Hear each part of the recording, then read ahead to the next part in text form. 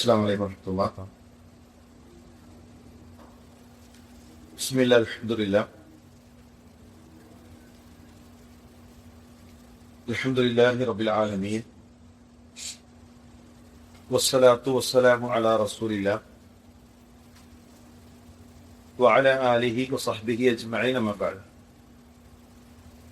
رب اشرح لي صدري ويسر لي أمري واحلل عقدة من لساني يفقهوا قولي. ഇടയിലൊരു ആറാമത്തെ ഹദീസ് എടുക്കാനുണ്ടല്ലോ അല്ലെ? 6 നമുക്ക് അടുത്തതിലേക്ക് നമ്മൾ വായിക്കാം. ഇനി എട്ടാമത്തെ ഹദീസ് നോക്കാം.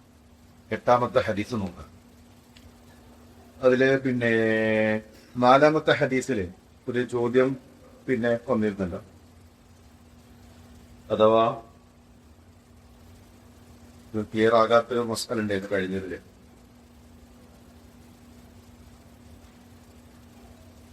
بعمل أهل الجنة حتى ما يكون بينه وبينها إلا ذراع فيسبق عليه الكتاب. അത് നമ്മളൊന്ന് ചർച്ച ചെയ്തിരുന്നു. അപ്പൊ അതില് ഒരു ഷറഹ് കുറച്ചുകൂടെ മനസ്സിന് സംതൃപ്തി തോന്നിയ ഒരു ഷറഹ്, യസ്ബിഖു അലൈഹിൽ കിതാബ് എന്ന് പറഞ്ഞാൽ ഒരാൾ സ്വർഗക്കാരന്റെ അമല് ചെയ്യും ബിൽ-ളാഹിർ, പ്രത്യക്ഷത്തിൽ ജനങ്ങളുടെ കാഴ്ചപ്പാടിൽ അയാൾ ചെയ്യുന്നത് എന്താണ്? സ്വർഗക്കാരന്റെ അമലാണ്. പക്ഷെ അയാളുടെ ഉള്ളിൽ എന്തുണ്ട്? ഉള്ളിൽ നിഫാക്കുണ്ട്. ഉള്ളിൽ നരകക്കാരൻ്റെതായ സ്വഭാവമുണ്ട്, നിഫാക്കുണ്ട്. അങ്ങനെയുള്ള ഒരു വ്യക്തി പ്രത്യക്ഷത്തിൽ ജനങ്ങളുടെ ഇടയിൽ അയാൾ സ്വർഗക്കാരന്റെ അമല് ചെയ്തുകൊണ്ടേയിരിക്കും. ആളുകൾക്ക് തോന്നും അയാൾക്കും സ്വർഗത്തിനും ഇടയിൽ ഇനി എന്തേ ഉള്ളൂ? ഒരു ചാണിന്റെ ദൂരം മാത്രമേ ഉള്ളൂ. അയാളുടെ മരണത്തിന് തൊട്ട് മുമ്പ് ആ നിഫാക്ക് പ്രകടമാകും. മരണത്തിന് തൊട്ട് മുമ്പ് അയാളുടെ ആ നിഫാക്ക് പ്രകടമാകും. ആ മനുഷ്യൻ നരകത്തിൽ പ്രവേശിക്കും. അതുപോലെ തന്നെ ചില ആളുകൾ വിലയിടും അയാൾ ആരാണ്? അയാൾ നരകത്തിന്റെ ആളാണ്. പക്ഷെ അയാളുടെ ഉള്ളിൽ എന്തുണ്ടാകും? ഉള്ളിൽ സ്വർഗക്കാരുടെ അഭ്യതയുണ്ടാകും, വിശ്വാസം ഉണ്ടാകും. ആ മനുഷ്യൻ സ്വർഗത്തിലെത്തും. അങ്ങനെ ഒരു ഷറഫ് കൂടെ ആ വിഷയത്തിൽ കണ്ടിട്ടുണ്ട്. കുറച്ചുകൂടെ നല്ല ഒരു ഷറഹായിട്ടാണ് അത് തോന്നുന്നത്. ശരി, ഇനി നമ്മൾ പുതിയ ഹദീസിലേക്ക് പ്രവേശിക്കുകയാണ്. ബിസ്മില്ലാ. الحديث الثامن عن ابن عمر رضي الله عنهما أن رسول الله صلى الله عليه وسلم قال: أمرت أن أقاتل الناس حتى يشهدوا أن لا إله إلا الله وأن محمدا رسول الله ويقيموا الصلاة ويؤتوا الزكاة فإذا فعلوا ذلك عصموا مني دماءهم وأموالهم إلا بحق الإسلام وحسابهم على الله. അപ്പൊ ഇബ്നു ഉമർ റളിയല്ലാഹു തആല അൻഹുമ, എന്തുകൊണ്ടാണ് ഇവിടെ അൻഹുമ എന്ന് പറഞ്ഞത്? അൻഹു എന്ന് പറഞ്ഞ പോലെ ഇബ്നു ഉമർ റളിയല്ലാഹു തആല അൻഹുമ, രണ്ടുപേരും പറയാൻ ആരാണ്? രണ്ടുപേരാരാ? ആരാണ്? പാപ്പയും മോനും. മോന്റെ പേരെന്താ? അബ്ദുള്ള. മകൻ അബ്ദുള്ള, ഉപ്പ ഉമർ. ഉമർ റളിയല്ലാഹു തആല അൻഹുവിന്റെ മകൻ അബ്ദുള്ള. ഇസ്ലാമിക ചരിത്രത്തിൽ അൽ അബാദില, അബ്ദുള്ളമാർ എന്നറിയപ്പെടുന്നത് പ്രധാനമായി 4 പേരാണ്. 5 അബ്ദുള്ളമാരുണ്ട് പ്രധാനപ്പെട്ട, പക്ഷെ 4 അബ്ദുള്ളമാർ. അവര് റസൂലുള്ളാഹി സ്വല്ലല്ലാഹു അലൈഹി വസല്ലം വഫാത്താകുമ്പോൾ വളരെ ചെറിയ കുട്ടികളാണ്, ചെറിയ പ്രായത്തിലുള്ള കുട്ടികളാണ്. അവരാണ് പിന്നീട് റസൂലുള്ളാഹിയുടെ വഫാത്തിന് ശേഷം ഇസ്ലാമിക വിജ്ഞാനം വ്യത്യസ്ത ഭാഗങ്ങളിലേക്ക് എത്തിച്ചത്. ആരാണ് 4 അബ്ദുള്ളമാർ? അബ്ദുല്ലാഹിബ്നു ഉമർ, അബ്ദുല്ലാഹിബ്നു അബ്ബാസ്, അബ്ദുല്ലാഹിബ്നു സുബൈർ. ഒരാൾ കൂടെ ഉണ്ട്, അബ്ദുല്ലാഹിബ്നു മസ്ഊദ്. അബ്ദുള്ളയിൽ പെട്ട ആളാണ്, പക്ഷേ അബാദിലയിൽ അദ്ദേഹത്തെ ചേർക്കൂല. അബ്ദുല്ലാഹിബ്നു അംർ ഇബ്നുൽ ആസ്. 4 അബ്ദുള്ളമാർ, പ്രധാനപ്പെട്ട 4 അബ്ദുള്ളമാർ. 1 അബ്ദുല്ലാഹിബ്നു ഉമർ, 2 അബ്ദുല്ലാഹിബ്നു അബ്ബാസ്, 3 അബ്ദുല്ലാഹിബ്നു സുബൈർ, 4 അബ്ദുല്ലാഹിബ്നു അംർ ഇബ്നുൽ ആസ്. ഇവരാണ് അൽ അബാദില അൽ അർബഅ, 4 അബ്ദുള്ളമാർ. ചില ആളുകൾ അതിൽ അബ്ദുല്ലാഹി മസൂദിനെ കൂടെ ചേർത്ത് 5 പേര് എണ്ണാറുണ്ട്. പക്ഷെ പൊതുവെ അബാദില എന്ന് പറയുമ്പോൾ 4 പേരാണ് എണ്ണാറുള്ളത്. അബ്ദുല്ലാഹിബ്നു ഉമർ, ഉമർ ഖത്താബ് റളിയല്ലാഹു തആല അൻഹുവിന്റെ മകനാണ്. ഉമ്മ സൈനബ് ബിൻത് മദൂൻ. സൈനബ്. ഉമ്മ സൈനബാണ്.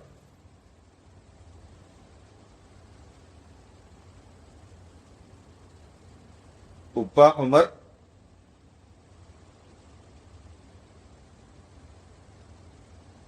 ഉമ്മ സൈനബ്.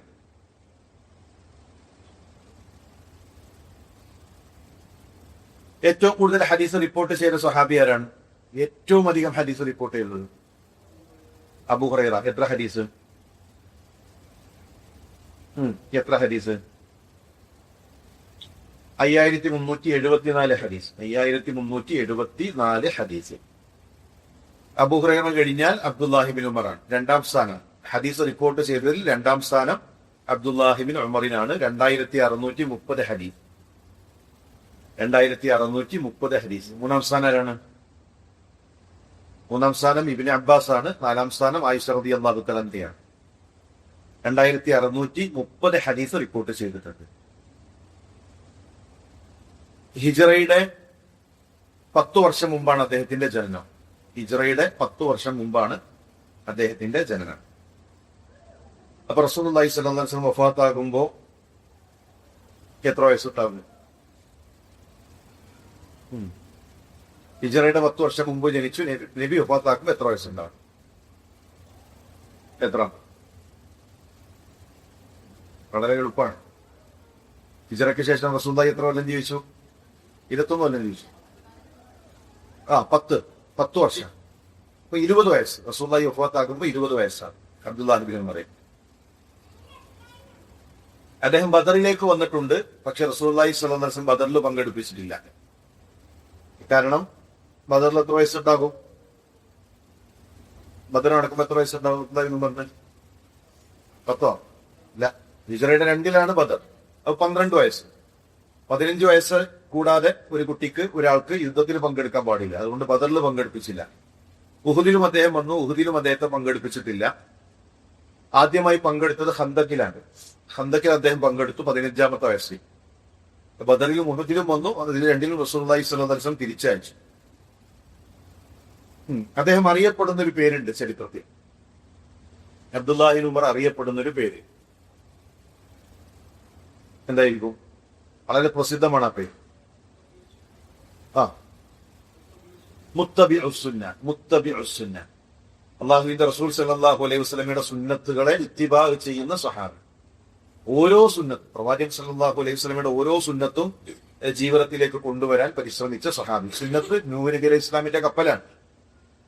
ആരതിൽ കയറിയോ അവൻ രക്ഷപ്പെടും. ആര് സുന്നത്തിൽ നിന്ന് മാറിപ്പോയോ അവൻ നശിപ്പിക്കപ്പെടും. ഓരോ സുന്നത്തും അഫ്ആലുൽ ജിബില്ലിയ എന്ന ചില പ്രവർത്തനങ്ങൾ വരും. അഥവാ ആ നാട്ടിൽ എല്ലാവരും ചെയ്യുന്ന കാര്യങ്ങൾ. റസൂലുള്ളാഹി സ്വല്ലല്ലാഹു അലൈഹി വസല്ലം ആടിന്റെ മാംസം കഴിച്ചു. ഒരാൾ ആടിന്റെ മാംസം കഴിച്ചാൽ കൂലി കിട്ടോ? ഇല്ല. അള്ളാഹുവിന്റെ റസൂൽ യാത്ര ചെയ്തത് ഒട്ടകപ്പുറത്താണ്. ഒരാൾ പറയുന്നത് നബി ഒട്ടകപ്പുറത്താണ് യാത്ര ചെയ്തത്, അതുകൊണ്ട് ഞാൻ അടുത്ത ക്ലാസ് മുതൽ ഒട്ടകപ്പുറത്താണ് വരാം എന്നും തീരുമാനിച്ചാൽ അയാൾക്ക് കൂലിയുണ്ടോ? ഇല്ല. തഫ്ആലുൽ ജിബില്ലിയ, ആ നാട്ടിൽ എല്ലാവരും ചെയ്തിരുന്ന കാര്യങ്ങൾ. റസൂലുള്ളാഹി സ്വല്ലല്ലാഹു അലൈഹി വസല്ലം ഒരു കാര്യം ചെയ്തു എന്നതുകൊണ്ട് അത് പുണ്യമാകണമെന്നില്ല. പുണ്യം ലഭിക്കണമെങ്കിൽ ചെയ്ത കാര്യം ഖൗല് കൊണ്ട് സ്ഥിരപ്പെടണം. പ്രത്യേകം നമ്മൾ ശ്രദ്ധിക്കണം. റസൂലുള്ളാഹി സ്വല്ലല്ലാഹു അലൈഹി വസല്ലം ചെയ്ത ഒരു കാര്യം പുണ്യമാകണമെങ്കിൽ, അത് പുണ്യമുള്ള കാര്യമാകണമെങ്കിൽ ഖൗല് കൊണ്ട് സ്ഥിരപ്പെടണം. വെള്ളവസ്ത്രം ധരിച്ചാൽ കൂലി കിട്ടും. എന്തുകൊണ്ട്? അള്ളാഹുവിന്റെ റസൂൽ സല്ലല്ലാഹു അലൈഹി വസല്ലം ധരിച്ചു, ഖൗല് കൊണ്ട് അത് സ്ഥിരപ്പെട്ടു, ധരിക്കാൻ പറഞ്ഞു. എന്നാ വെള്ള മാത്രമാണോ ധരിക്കേണ്ടത്? അല്ല. അള്ളാഹുവിന്റെ റസൂൽ സല്ലല്ലാഹു അലൈഹി വസല്ലം പെരുന്നാളിന്റെ ദിവസം വേറെ നിറത്തിലുള്ള വസ്ത്രങ്ങൾ ധരിച്ചത് ഹദീസിലുണ്ട്. ചുവപ്പ് വസ്ത്രം അള്ളാഹുവിന്റെ റസൂൽ ധരിച്ചത് ഹദീസിലുണ്ട്. കറുത്ത വസ്ത്രം അള്ളാഹുവിന്റെ റസൂൽ ധരിച്ചത് ഹദീസിലുണ്ട്. അപ്പൊ വേറെ വസ്ത്രങ്ങളും വേറെ നിറങ്ങളും ഒരാൾക്ക് എന്ത് ചെയ്യാം? സ്വീകരിച്ചാം. പക്ഷെ വെള്ള ധരിച്ചാൽ കൂലി കിട്ടും. കാരണം അത് ഖൗല് കൊണ്ട് സ്ഥിരപ്പെട്ടു. അതുപോലെ തന്നെ മഹാനായ അബ്ദുല്ലാഹ് ഇബ്നു ഉമർ അള്ളാഹുവിന്റെ റസൂൽ സല്ലല്ലാഹു അലൈഹി വസല്ലം ചെയ്തിരുന്ന കാര്യങ്ങൾ പോലും, അത് സുന്നത്തല്ല എങ്കിൽ പോലും അദ്ദേഹം അത് ചെയ്യും. റസൂലുള്ളാഹി ഒരു യാത്ര പോകുമ്പോൾ ഒരു സ്ഥലത്തിരുന്നു. ആ സ്ഥലത്ത് എത്തിയാൽ അബ്ദുല്ലാഹി ഇബ്നു ഉമർ ഇരിക്കും. ആ ഇരുത്തത്തിന് കൂലിയുണ്ടോ? ഇല്ല. പക്ഷെ ചിലപ്പോൾ ആ സ്നേഹത്തിന് എന്ത് ചെയ്യും? കൂലി കിട്ടിയത്. ആ ഒരു സ്നേഹത്തിന് ഒരു പക്ഷെ കൂലി കിട്ടിയേക്കാം, പക്ഷെ ആ ഇരുത്തത്തിന് എന്തില്ല, കൂലിയില്ല. 60 വർഷം ഫത്വ നൽകിയ സഹാബിയാണ് അബ്ദുല്ലാഹി ബിൻ ഉമർ. 60 കൊല്ലക്കാലം അദ്ദേഹം ഫത്വ നൽകിയിട്ടുണ്ട്. പക്ഷേ അദ്ദേഹത്തിന് അറിയാത്ത മസ്അലകൾ അറിയില്ല എന്ന് പറയാൻ ഒരു മടിയില്ലേ. അറിയാത്ത കാര്യം അദ്ദേഹം ചെയ്യും, അറിയില്ല എന്ന് പറയുന്നത് അള്ളാന്റെ ദീനാണ്. ദീനിൽ ഒരു കാര്യം അറിയില്ല എങ്കിൽ അത് അറിയില്ല എന്ന് തന്നെ പറയണം. നമ്മളെക്കാൾ എത്രയോ ശ്രേഷ്ഠരായ മലക്ക് ജിബ്രീൽ, അള്ളാന്റെ റസൂൽ, അവരൊന്നും അറിയില്ല എന്ന് പറയാൻ പഠിച്ചിട്ടില്ല. ഒരു സഹാബി വന്നിട്ട് ചോദിച്ചു, ഈ ഭൂമിയിൽ അള്ളാഹുവിന് ഏറ്റവും ഇഷ്ടം ഏതാണ്, ഏത് സ്ഥലമാണ്? എന്താ റസൂലുള്ളാഹിയുടെ മറുപടി? ലാതിരി, എനിക്കറിയില്ല, വഹീ വന്നിട്ടില്ല. നമ്മളോട് ചോദിച്ചാലോ, അത് മക്കയാണ്, മദീനയാണ്, മസ്ജിദുൽ അക്സയാണ്, നമ്മൾ മറുപടി പറയും. കാരണം ഇത്രയും താടിയും വെച്ച് ഈ പോലത്തിലൊക്കെ നടന്നിട്ട് ഇപ്പൊ ഒരു സാധാരണ ഒരു കുട്ടി വെച്ച് എനിക്ക് അറിയില്ലെങ്കിൽ ഇപ്പൊ എന്താവും കരുതാം. പക്ഷെ അള്ളാന്റെ റസൂൽ പറഞ്ഞു, ലാ അതിരി, എനിക്കറിയില്ല. ജിബ്രീലിനോട് അതേ ജോലി ചോദിച്ചു. ജിബ്രീലിന്റെ മറുപടി ലാ അതിരി, എനിക്കറിയില്ല. പിന്നീട് വഹി ലഭിച്ചു, അള്ളാഹുവിന് ഏറ്റവും ഇഷ്ടം പള്ളികളാണ്, ഏറ്റവും വെറുപ്പുള്ളത് അങ്ങാടികളാണ്. അപ്പൊ അള്ളാഹുവിന്റെ റസൂൽ സല്ലല്ലാഹു അലൈഹി വസല്ലം അത് അറിയിച്ചു കൊടുത്തു. 73 വയസ്സിലാണ് അബ്ദുല്ലാഹി ഇബ്നു ഉമർ വഫാത്തായത്. 73 വയസ്സ്.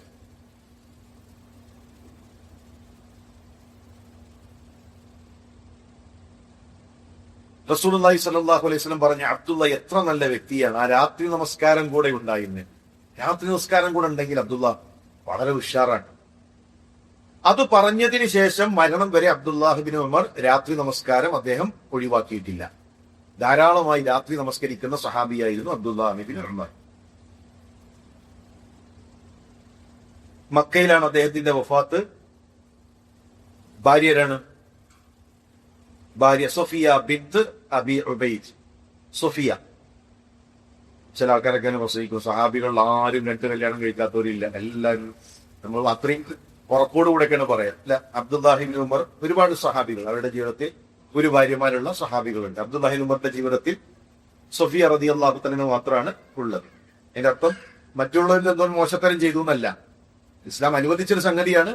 പക്ഷെ അങ്ങനെ ഒരു ധാരണ വേണ്ടതില്ല. സഹാബികൾ എല്ലാവരും ചെയ്തിട്ടുണ്ട്, ബഹുഭാര്യത്വം സ്വീകരിച്ചവരാണ് എന്നൊരു ധാരണ വേണ്ടതില്ല എന്നതുകൊണ്ട് പറഞ്ഞെന്നു മാത്രം.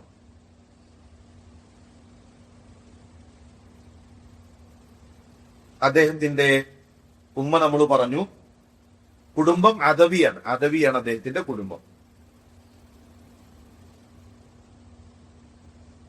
അദ്ദേഹത്തിന്റെ ജീവിതത്തിൽ ഏറ്റവും വലിയ ഒരു സങ്കടം, അലി റളിയല്ലാഹു തആല അൻഹുവിന്റെ കൂടെ ഖവാരിജുകൾക്കെതിരെയുള്ള യുദ്ധത്തിൽ അദ്ദേഹത്തിന് പങ്കെടുക്കാൻ കഴിഞ്ഞില്ല.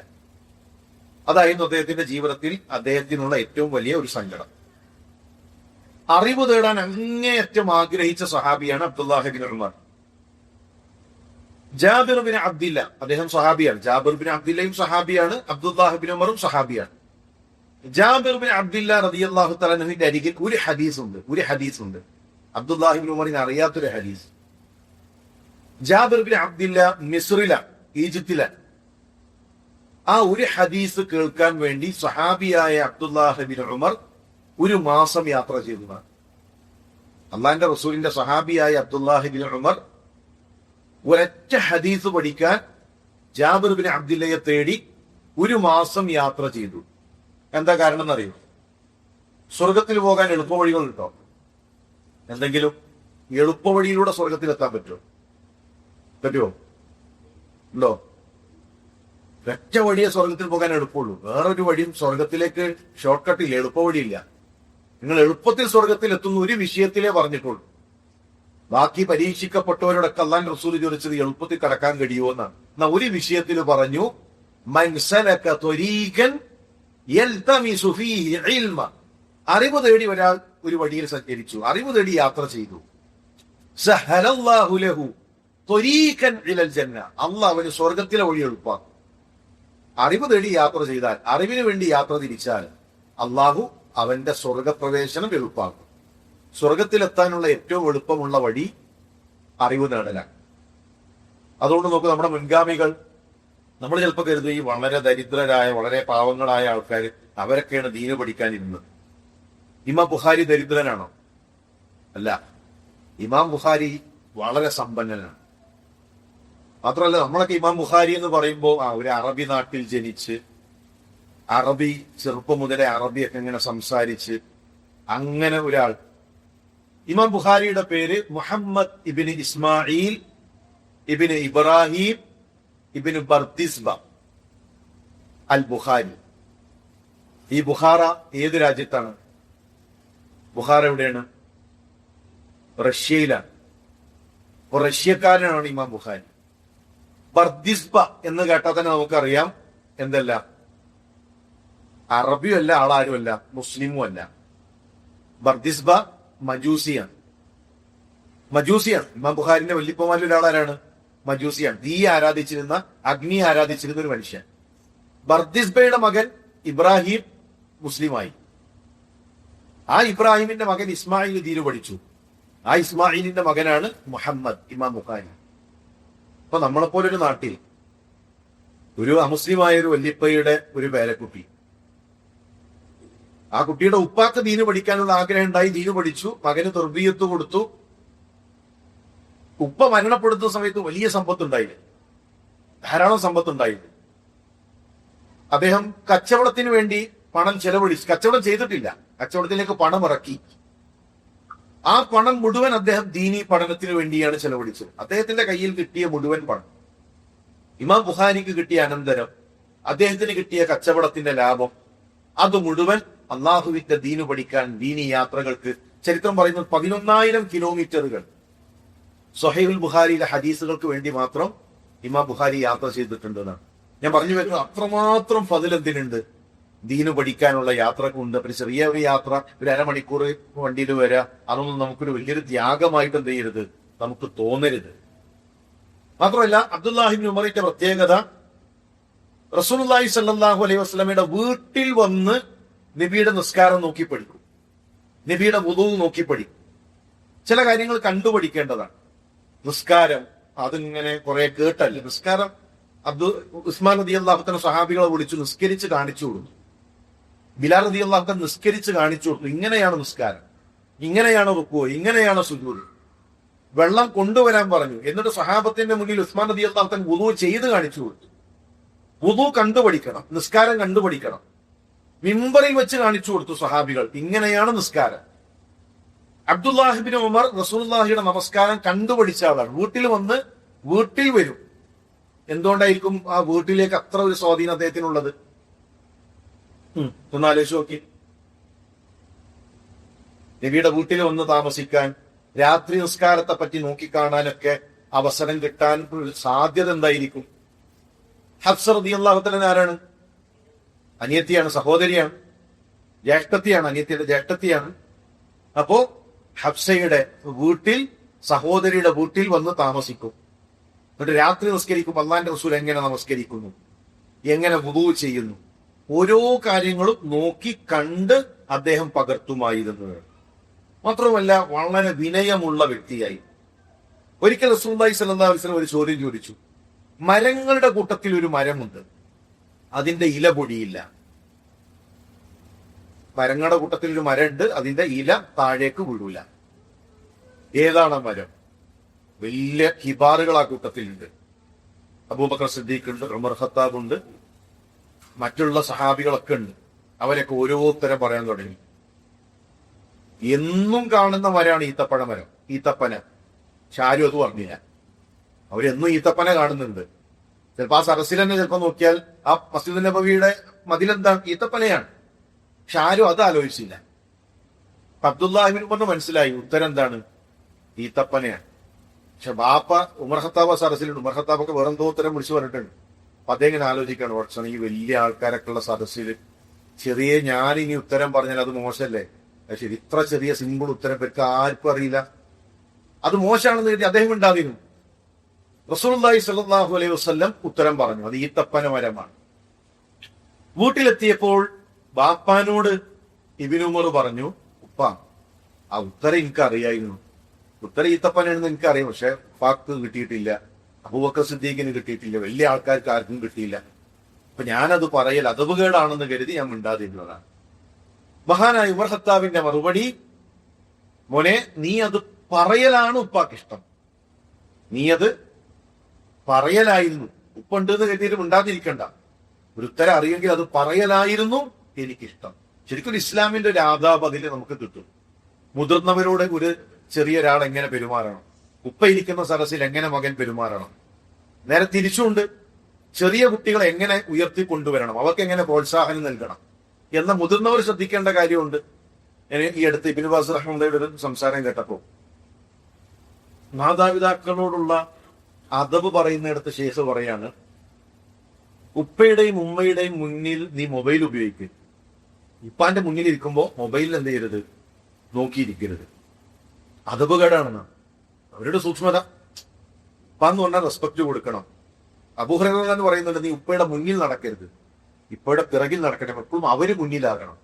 അപ്പൊ നമ്മുടെ മുന്നിൽ ഉപ്പ ഇരിക്കുമ്പോ ബഹുമാനിക്കപ്പെടേണ്ട ഒരാളാണ്. അവിടെ നമ്മൾ മൊബൈലിൽ ഇങ്ങനെ തോണ്ടിയിരുന്നു കഴിഞ്ഞാൽ നമ്മുടെ ഉപ്പയോടുള്ള അദബുകേടായിട്ട് വരെ കണ്ട മുൻഗാമികളുണ്ട്, സാന്ദർഭികമായി പറഞ്ഞു എന്നുമാണ്. ശരി, നമ്മൾ ഹദീസിലേക്ക് വരികയാണ്. ഉമിർത്തു യസ്മഅന അമറ. അമറ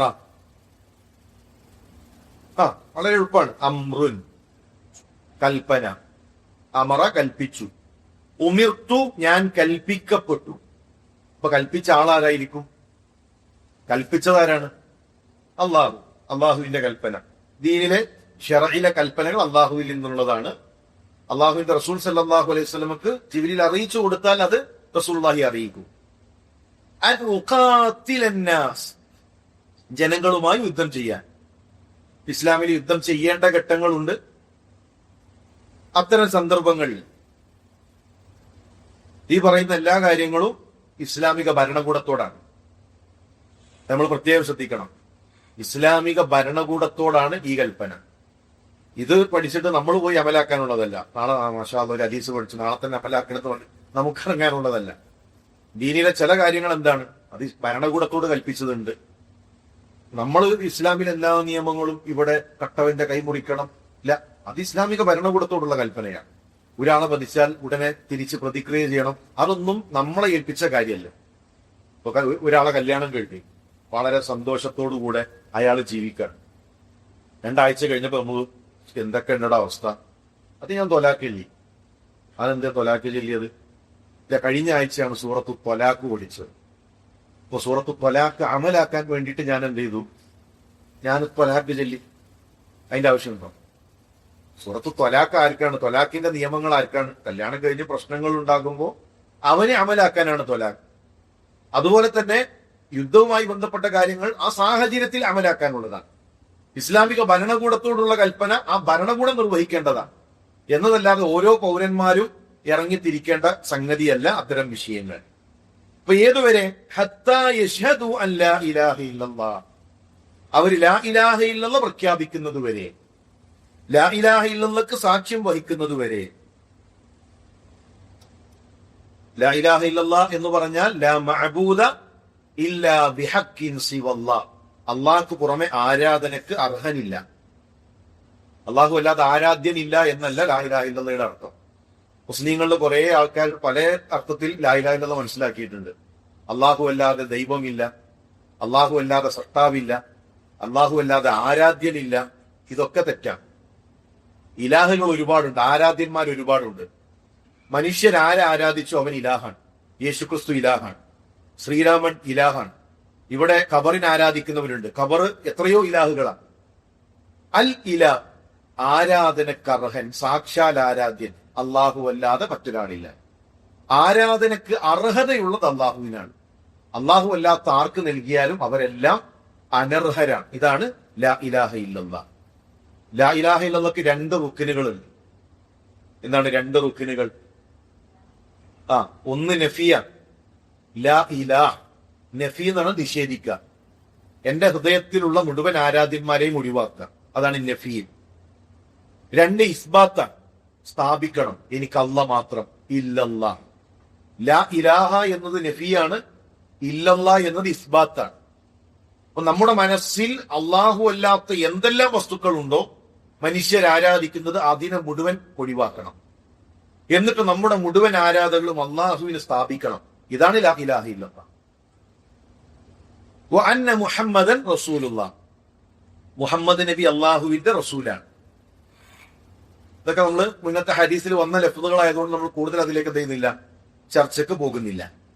വയുഖീമുസ്സല, എന്താ അർത്ഥം? നമസ്കാരം നിലനിർത്തണം. വയുഅ്തു സക,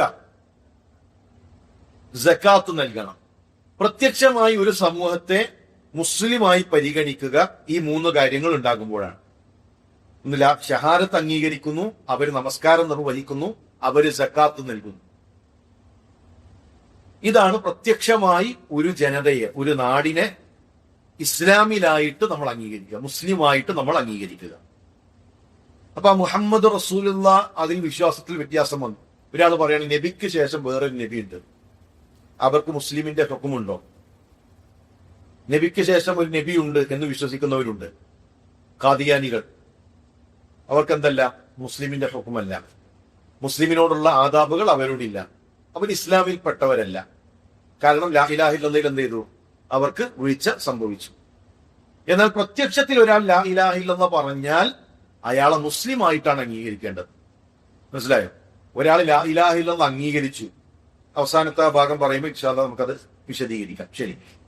ഫഇദാ ഫഅലൂ ദാലിക്, അതവർ പ്രവർത്തിച്ചാൽ, അഥവാ ലാ ഇലാഹ ഇല്ലല്ലാഹ് അംഗീകരിച്ചു, നമസ്കാരം നിർവഹിക്കുന്നു, സകാത്ത് കൊടുക്കുന്നു, അപ്രകാരം അവർ പ്രവർത്തിച്ചാൽ അസ്മൂ മിന്നീ, എന്റെ മേൽ അവർ സുരക്ഷിതരാണ്, അഥവാ ഇസ്മത്തുണ്ട്, അവർക്ക് പിന്നെ സംരക്ഷണമുണ്ട്. എന്ത്? ദിമാഹു എന്നാണ്. ദിമാഗ് രക്തം, അവരുടെ രക്തം സുരക്ഷയുള്ളതാണ്. അംവാലഹു, അംവാൽ എന്താണ്? അവരുടെ സമ്പത്ത്. ഇല്ലാ ബിഹഖിൽ ഇസ്ലാം, ഇസ്ലാമിന്റെ ഹക്കിനല്ലാതെ, ഇസ്ലാമിന്റെ ഹക്കിനല്ലാതെ പിന്നെ ഒരാളുടെ രക്തം ചിന്താൻ പറ്റില്ല. ലാ ഇലാഹ ഇല്ലല്ലാഹ് പറഞ്ഞ നിസ്കരിക്കുന്ന സകാത്ത് കൊടുക്കുന്ന ഒരു മുസ്ലിം ഇസ്ലാമിന്റെ ഹക്കിനല്ലാതെ പിന്നെ അയാളുടെ രക്തം ചിന്താൻ പറ്റൂല, അയാളുടെ സമ്പത്ത് എടുക്കാൻ പറ്റില്ല. വഹിസാബുഹും അലല്ലാഹി തആല, അവരുടെ വിചാരണ അള്ളാഹുവിന്റെ അരികിലാണ്. ഉള്ളിൽ വേറൊരു നീയത്ത് വെച്ചിട്ടാണ് അവര് നാവ് കൊണ്ട് പറഞ്ഞതെങ്കിൽ അത് നമ്മൾ നോക്കണ്ട, ആ വിചാരണ ആരേറ്റെടുത്തതാണ്? അത് അള്ളാഹ് നോക്കിയതാണ്. ഹിസാബുഹും, അവരുടെ വിചാരണ അലല്ലാഹി തആല, അള്ളാഹുവിന്റെ അരികിലാണ്. ശരി, ഇതിൽ കുറെ മസാലകൾ ഈ ഹദീസിൽ വരുന്നുണ്ട്.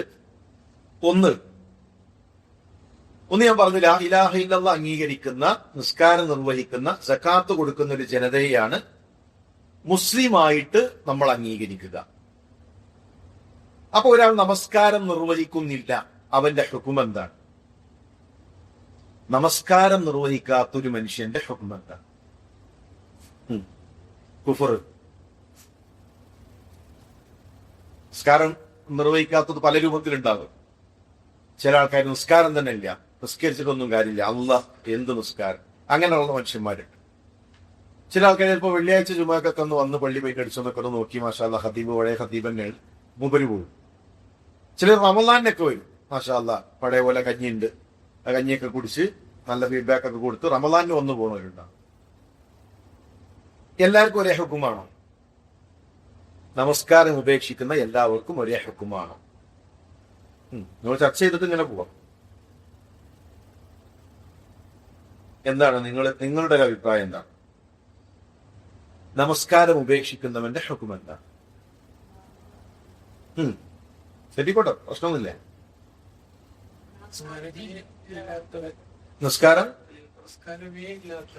നിസ്കാരമേ ഇല്ല, നിസ്കാരം വേണ്ടെന്ന് പറഞ്ഞു. റേഷൻ കാർഡിലും അപ്പളയാണ്, പിന്നെ ജനന സർട്ടിഫിക്കറ്റ് ഒക്കെ മുസ്ലിമാണ്, പക്ഷെ നിസ്കാരമൊന്നുമില്ല. അയാളുടെ ഹുക്കം എന്താണ്? നിസ്കാരമില്ല എങ്കിൽ മുസ്ലിമിന്റെ ഹുക്കുമല്ല. ഇസ്ലാമിനും കുഫ്രിനും ഇടയിലുള്ള വ്യത്യാസം നിസ്കാരമാണ്. ഉമർ ഖത്താബ് റളിയല്ലാഹു തആല അൻഹു പള്ളിയിൽ നിസ്കാരത്തിന് നിൽക്കുന്നു. ഫൈറൂസ് അബു ലുഅ്ലു അൽ മജൂസി സൊഫിന്റെ നേരെ തൊട്ടു പിറകിലുണ്ട്. ഇന്നത്തെ രൂപത്തിൽ അന്ന് എന്തില്ല, മിഹ്റാബ് ഒന്നുമില്ല. മിഹ്റാബ് സംവിധാനമൊക്കെ ഉമർ അബ്ദുൽ അസീസിന്റെ കാലഘട്ടത്തിലാണ് വരുന്നത്. ഒന്നാമത്തെ സൊഫിൽ തന്നെ ഇമാമ്, അവിടെ തന്നെ മഅ്മൂം ഒക്കെ ഉള്ളത്. വയറ്റിൽ കുത്തി ഒന്നാമത്തെ റക്അത്തിൽ സൂറത്തുൽ യൂസുഫ് പാരായണം ചെയ്തു. രണ്ടാമത്തെ റക്അത്തിൽ ഖുർആൻ പാരായണം ചെയ്ത് തക്ബീർ ചൊല്ലി നിൽക്കുന്ന സമയത്താണ് കുത്തേൽക്കുന്നത്. ഖതലനി, എന്നെ അവൻ കുത്തിയിരിക്കുന്നു എന്ന് പറഞ്ഞ അദ്ദേഹം താഴെ വീണു. ഫൈറൂസാണ് കുത്തിയത്. അബൂ ലുഅ്ലുഅ അൽ മജൂസി, മുഗീറത്ത് ഇബ്നു ശുഅബയുടെ അടിമ. മുഗീറ ഒരു ദിവസം 4 ദിർഹം കൊടുക്കണം എന്ന് പറഞ്ഞു. പരാതി പറയാൻ വേണ്ടി ഉമർ ഖത്താബിന്റെ അരികിൽ വന്നു. ഉമർ, എനിക്ക് നീതി കിട്ടുന്നില്ല. ഉമർ ഖത്താബിന്റെ മറുപടി, ഇത്തക്കില്ല, നീ അള്ളാഹിനെ സൂക്ഷിച്ചോ, നിന്റെ യജമാനനോട് നല്ല രൂപത്തിൽ പെരുമാറും. പക്ഷെ ഉമർ ഖത്താബ് കരുതിയിരുന്നത് മുഗീറയോട് സംസാരിക്കാനാണ്. അബിദിനോട് അത് പറഞ്ഞ് നേരെ മുഗീറയോട് പോയി സംസാരിക്കാനാണ് ഉമർ ഖത്താബ് ആഗ്രഹിച്ചത്. പക്ഷെ ഫൈറൂസ് തിരിച്ചു പോകുന്നത്, എല്ലാവർക്കും അതിലുണ്ട്, എല്ലാവർക്കും നീതിയുണ്ട്, ഈ നാട്ടിലെ മുഴുവൻ ജനങ്ങൾക്കും നീതി ഇല്ല, ഞാനൊഴികെ, എനിക്ക് മാത്രം എന്തില്ല, ഉമറിൽ നിന്ന് നീതി കിട്ടുന്നില്ല. ഹിഞ്ചർ എന്ന് പറഞ്ഞാൽ ഒമാനികളെ കയ്യിൽ കത്തി ഉണ്ടാവും, കണ്ടിട്ടുണ്ടോ? സെയ്ഫ് എന്ന് പറഞ്ഞാൽ നീളമുള്ള വാളാണ്. ഒമാനികളെ കത്തി നല്ല ചെറുതായിരിക്കും, അതിന്റെ അറ്റത്തൊരു വളവുണ്ടാവും. അറബികള് പിന്നെ ഒരു അഭിമാനത്തിന്റെ ഭാഗമായിട്ട് അരയിൽ കൊണ്ട് നടക്കുന്നതാണ്. ചിലപ്പോൾ അതിന്റെ പിടുത്തം വെള്ളിയും ആ രൂപത്തിലൊക്കെ ഉണ്ടായിരിക്കും. 2 തലയുള്ളൊരു ഹിഞ്ചർ, അതിൽ വിഷം പുരട്ടി ഉമർ ഖത്താബിന്റെ പിറകിൽ കാത്തുനിന്നു, വയറ്റിൽ കുത്തി, സൊഫിൽ നിൽക്കുന്ന 13 ആളെ കുത്തി. ആ 13 പേരിൽ 7 ആള് രക്തസാക്ഷിയായി. മസ്ജിദുൻ നബവിയിൽ 7 സ്വഹാബികൾ കുത്തേറ്റ് താഴെ വീണു.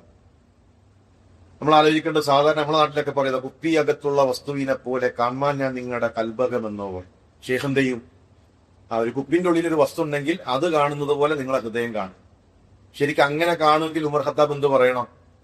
ഇവിടെ ഫൈറൂസ് എങ്ങോട്ട് പോരെ, നീ ബാക്കിലൊക്കെ കത്തിയേറ്റ് നിൽക്കുന്നത്, ഞാൻ കാണൂല എന്നാ കരുതിയത്, ഞാൻ അള്ളാന്റെ ഔലിയാണ്, ഇങ്ങോട്ട് പോരെ എന്ന് പറയണം. അറിഞ്ഞിട്ടും മിണ്ടാതിരുന്നു എന്നാണെങ്കിലോ, 7 സഹാബികളെ കൊലക്ക് കൊടുത്തു എന്ന് നഊദുബില്ലാ പറയേണ്ടി വരും. അറിഞ്ഞിട്ടില്ല, എന്താ സംഭവിക്കാൻ പോകുന്നതെന്നും അറിഞ്ഞിട്ടില്ല. 7 സഹാബികൾ ശഹീദായി. ചരിത്രത്തിൽ കാണാം, സൊഫിൽ നിന്നിട്ട് സഹാബികൾ സുബ്ഹാനല്ലാഹ് സുബ്ഹാനല്ലാഹ് എന്ന് വിളിച്ചു പറയാം. സഹാബികൾ നിസ്കാരത്തിൽ ഉമർ ഖത്താബ് വീണു, പിന്നെ ഒന്നും കേൾക്കുന്നില്ല.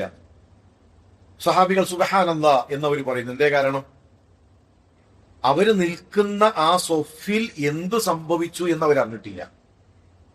ബോധം വന്ന ഉടൻ ഉമർ ഖത്താബ് റളിയല്ലാഹു അൻഹു പറയുന്നത്, ലാ ഹല്ല ഫിൽ ഇസ്ലാം ലിമൻ തറക സ്വലാ, നിസ്കാരം ഒഴിവാക്കുന്നവന് ഇസ്ലാം ദീനിൽ സ്ഥാനമില്ല.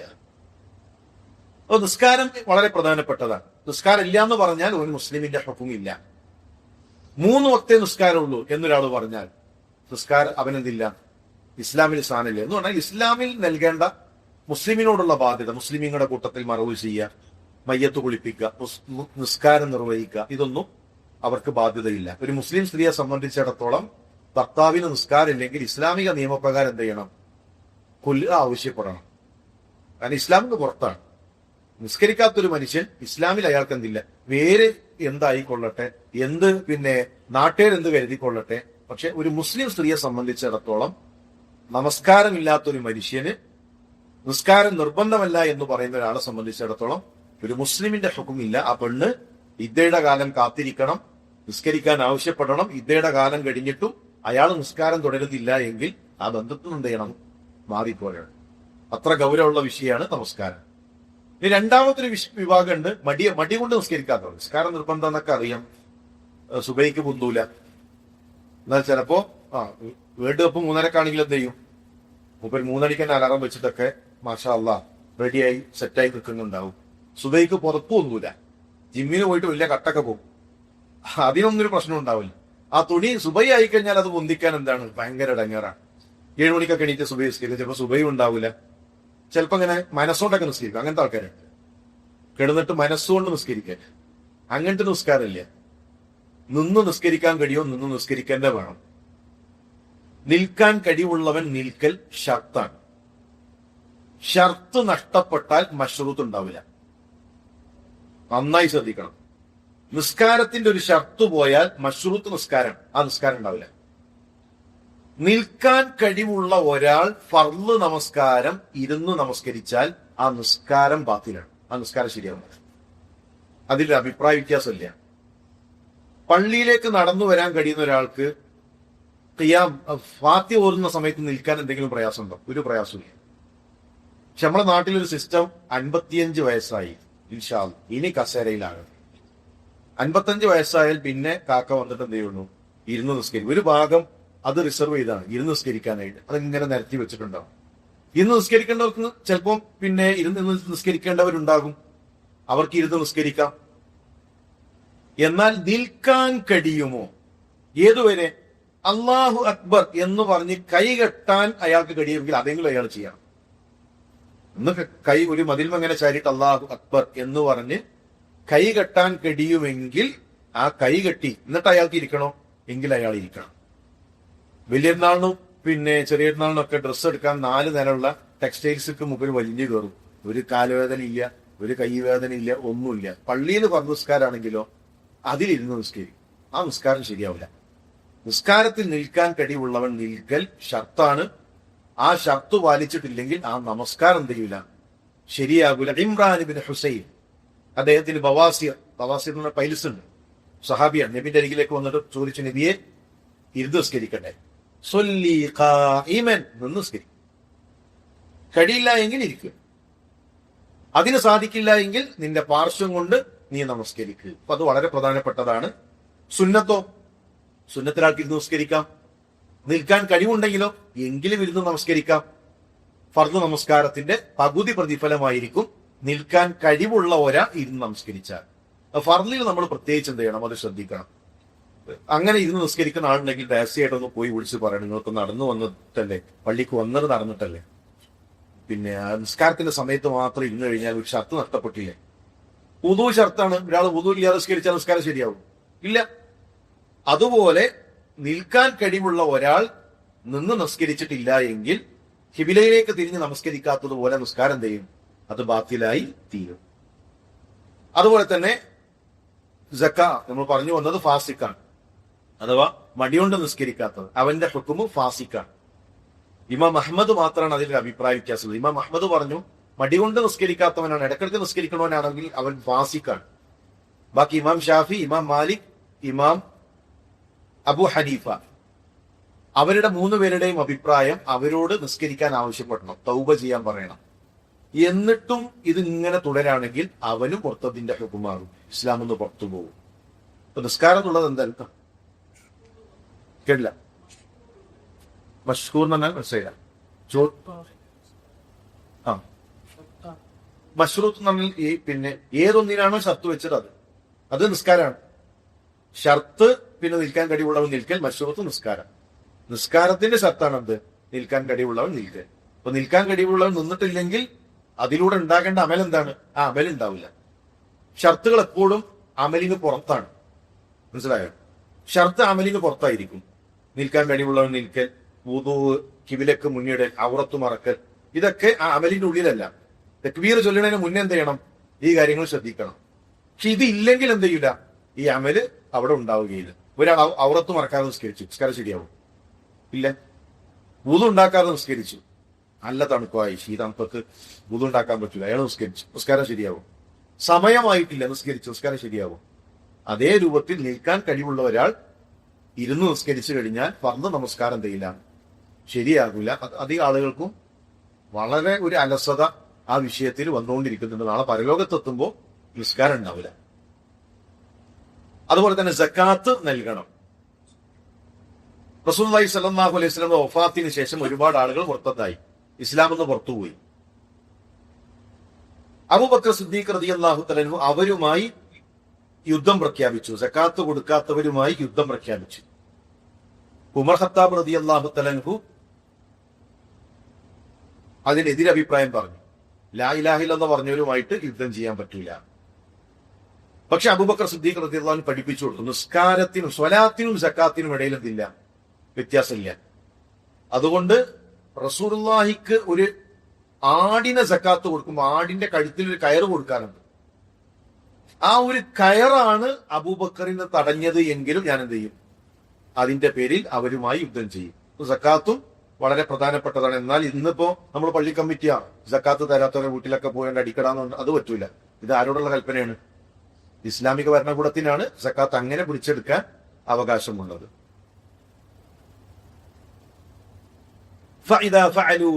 ഇനി അപ്രകാരം അവർ ചെയ്താലോ, അവരുടെ രക്തം ഒരു നിസ്കരിക്കുന്ന, സക്കാത്ത് കൊടുക്കുന്ന, ലാ ഇലാഹ ഇല്ലല്ലാഹു മുഹമ്മദ് റസൂലുള്ളാഹി അംഗീകരിക്കുന്ന ഒരു മുസ്ലിമിന്റെ രക്തം ചിന്തരുത്.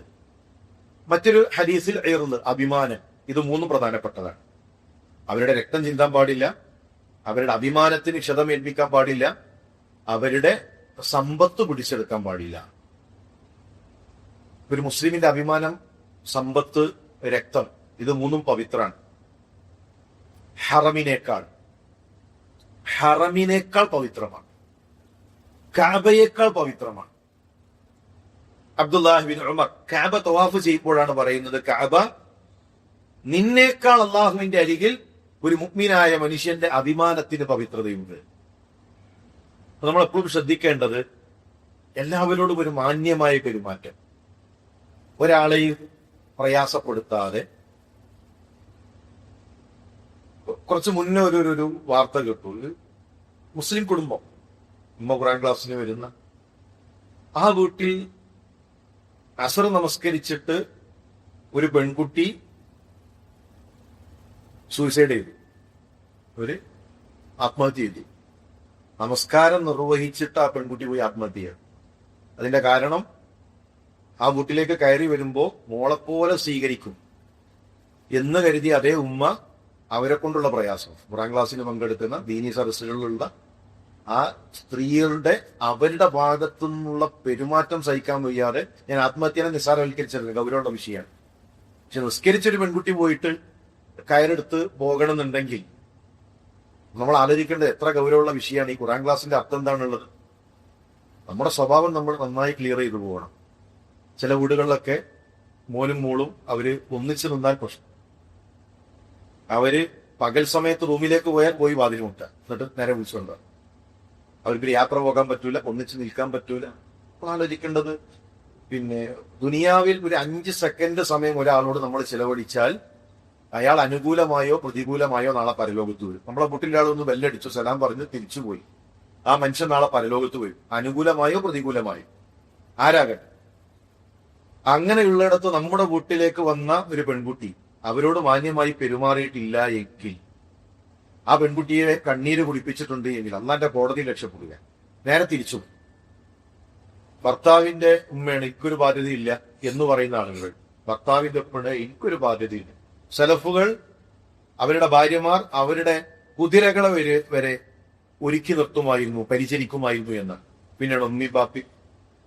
അപ്പോൾ നമ്മുടെ വീട്ടിലുള്ളവരോടൊക്കെ മാന്യമായി പെരുമാറുക. ലാ ഇലാഹ ഇല്ലല്ലാഹ് പറഞ്ഞ ഏതൊരു മുസ്ലിമിനോടും നമ്മളുടെ ഒരു പെരുമാറ്റം, നമ്മുടെ ഒരു സ്വഭാവം, അത് ഏറ്റവും മനോഹരമാക്കാൻ നമ്മൾ ശ്രദ്ധിക്കുക.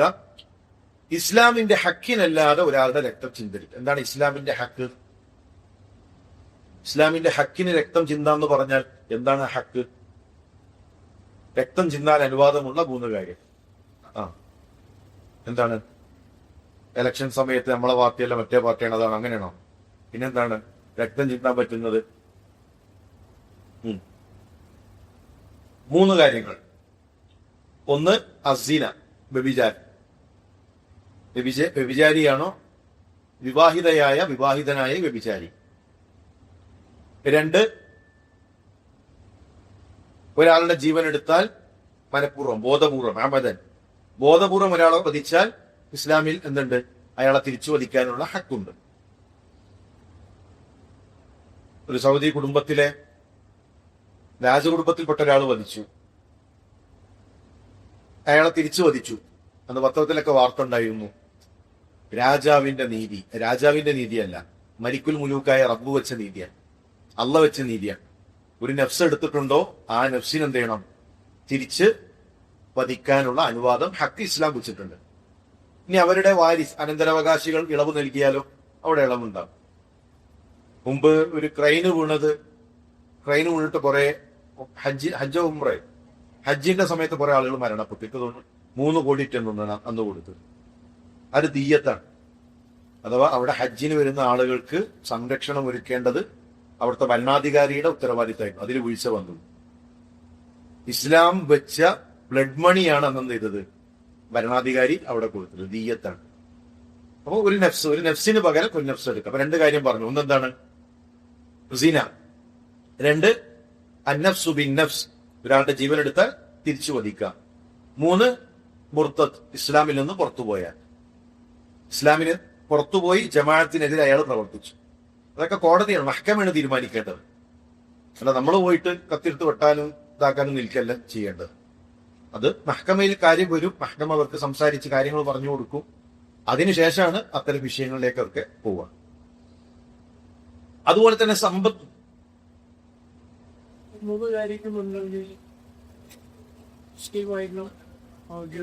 പാടില്ല.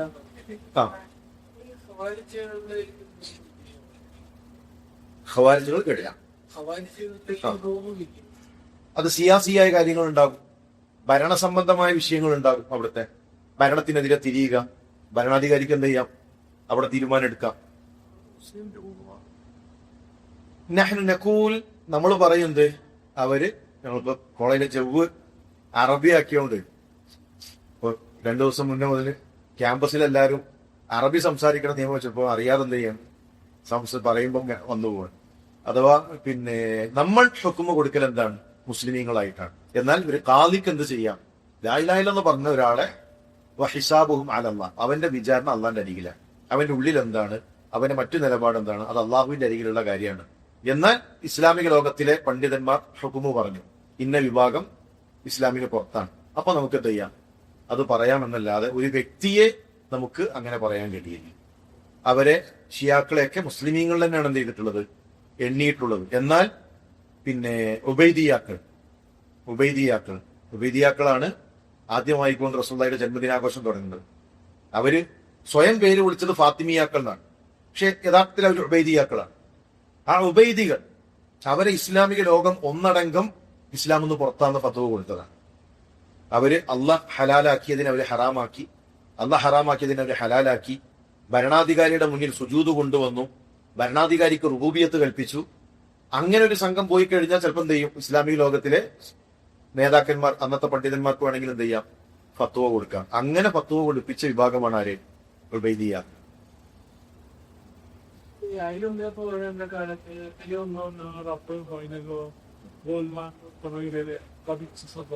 ഉണ്ട്.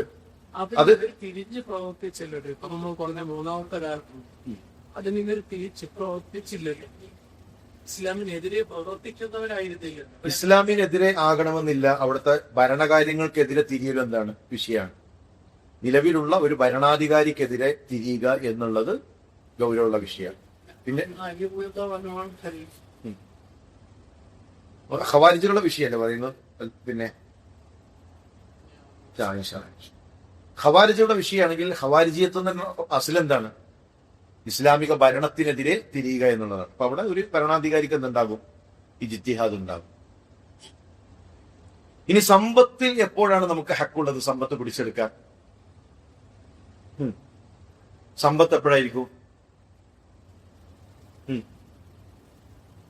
സക്കാത്ത് കൊടുക്കുന്നില്ല, അപ്പൊ മുസ്ലിമാണ്, ലാ ഇലാഹ ഇല്ലല്ലാഹ് അംഗീകരിച്ചില്ലെന്ന് പറഞ്ഞിട്ട് എന്ത് ചെയ്യാൻ പറ്റൂല, അത് പിന്നെ വാങ്ങാതിരിക്കാൻ പറ്റില്ല. ഒരു ഇസ്ലാമിക ഭരണകൂടത്തിന് ആ സക്കാത്ത് പിരിച്ചെടുക്കാം. ഒരു ചോദ്യം, ഒരു പള്ളിയിൽ ഒരു സംഘടിത സക്കാത്തുണ്ട്, ഇവിടെ ഒരു സക്കാത്ത് സെല്ലുണ്ട്. വേറെ കുറച്ച് ആൾക്കാർ അവരുടെ കുടുംബത്തിലെ പാവങ്ങളെ നോക്കിക്കൊണ്ടു. ഇതിലേതാണ് അഫ്ദൽ? ഒരു സക്കാത്ത് സെല്ലിൽ കൊടുക്കണോ? എന്റെ സക്കാത്ത് ഞാൻ സക്കാത്ത് സെല്ലിലാണോ കൊടുക്കേണ്ടത്? ഞാൻ കൊടുക്കേണ്ടത് എന്റെ കുടുംബത്തിലെ വ്യക്തികൾക്കാണ്. കുടുംബത്തിലെ വ്യക്തികൾക്ക് സക്കാത്ത് സെല്ലിന്. ചില ആളുകൾ തെറ്റിദ്ധരിച്ചിട്ടുള്ളത് ഒരു സംഘടിതമായി കൊടുത്താലേ സക്കാത്ത് ആകുള്ളൂ എന്ന് കരുതിയവരുണ്ട്. ഒരു വ്യക്തി, ഞാൻ എന്റെ കുടുംബത്തിൽ ഒരാൾക്ക് കൊടുത്താൽ സക്കാത്ത് ആകൂല എന്ന് തെറ്റിദ്ധരിച്ചവരുണ്ട്. അത് ശരിയല്ല. ഒരു സംഘടിതമായി കൊടുത്താൽ ഒരു സംവിധാനം ഉണ്ട്, ആ സംവിധാനത്തെ ഏൽപ്പോൾ സക്കാത്ത് സെല്ലുണ്ട്, അവരെ ഏൽപ്പിച്ചാൽ എന്താകും, സക്കാത്തായി കൂടും. ഈ കാര്യത്തിൽ നമ്മൾ മനസ്സിലാക്കേണ്ട ഒരു ഇത് രണ്ടും നിലനിൽക്കണം. മനസ്സിലാകും, ഈ രണ്ടും നിലനിൽക്കണം. എന്റെ കുടുംബത്തിൽ പാവങ്ങൾ ഉണ്ടെങ്കിൽ ആ പാവങ്ങളെ ഞാൻ പരിഗണിക്കണം. അത് കുടുംബബന്ധം ചേർക്കലുമാണ്, ഒരാളുടെ പ്രയാസം നീക്കലുമാണ്. അതോടൊപ്പം മുസ്ലിം സമൂഹത്തിൽ ഒരു പൊതു സംവിധാനം നിലനിൽക്കണം. ഒരു പാവപ്പെട്ടവൻ എല്ലാ പണക്കാരെ വീട്ടിലും കയറി ഇറങ്ങുന്ന അവസ്ഥ ഉണ്ടാകുക. ഒരു പാവപ്പെട്ട ഒരാളുണ്ടെങ്കിൽ എല്ലാ വീട്ടിലും കയറി സക്കാത്തിന്റെ പൈസ തരണേ, 27 കാണാം കുറെ ആൾക്കാർ. സക്കാത്തിന്റെ അവകാശിയാണ്, എന്തെങ്കിലും തന്നെ എല്ലാ പണക്കാരെ വീട്ടിലും കയറി ഇറങ്ങാറ്. അങ്ങനെ ഒരു മിസ്കീൻ, ഒരു ഫക്കീർ കൈ നീട്ടി ഓരോരുത്തരുടെ അരികിലേക്കും പോകുന്ന അവസ്ഥ ഉണ്ടാക്കരുത്. അപ്പൊ അതിന് പൊതു സംവിധാനം ഉണ്ടെങ്കിൽ അയാൾക്ക് അവിടെ അപേക്ഷിച്ചാൽ മതി. അവിടെ പ്രയോറിറ്റി നോക്കിയിട്ട് ആളുകളെ പരിഗണിക്കാം. നമ്മുടെ കോണ്ടെക്സ്റ്റിലാണ് അതെ അതെ അതെ. നമ്മുടെ നാട്ടിൽ ഒരു ഇസ്ലാമിക രാജ്യത്ത്, ഇപ്പൊ സൗദി അറേബ്യയിലാണെങ്കിൽ നമ്മുടെ സാലറി തന്നെ എന്ത് ചെയ്യും, ഒരു കൊണ്ടുപോകും, എന്നിട്ട് ബാക്കി കിട്ടുള്ളൂ. അവിടെ നമ്മൾ പള്ളിയിൽ സക്കാത്ത് സെല്ല് തുടങ്ങിയാൽ പിന്നെ തീരുമാനമാവും ചെയ്യും. അതല്ല, ഒരു ഇസ്ലാമിക രാജ്യം, ഒരു ഇസ്ലാമിക ഭരണകൂടം ഉണ്ടെങ്കിൽ അവിടെ ഭരണകൂടം സക്കാത്ത് സ്വീകരിക്കും. പക്ഷെ നമ്മുടെ നാട്ടിലെ ഒരു സാഹചര്യത്തിൽ എന്ത് ചെയ്യണം, ഇത് രണ്ടും നിലനിൽക്കണം.